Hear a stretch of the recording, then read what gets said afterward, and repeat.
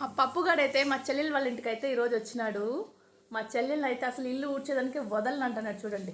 ఏరా పప్పుగా ఇదే first time అనమాట ఇది పుట్టినప్పటి నుంచి ఇక్కడికి రావడము. సరే పప్పు అయ్ ఇల్లు ఊడవనివ్వ నువ్వు. Cute baby. మా లక్కోడు చూడండి కోపంగా చూస్తా ఉన్నాడు. లక్కీ ఇద్దరు అన్నదా? అన్న కాదు తమ్ముడు. తమ్ముడు అవును కదా. లక్కోడు 2 ఏళ్ళు పెద్దోడు కదా.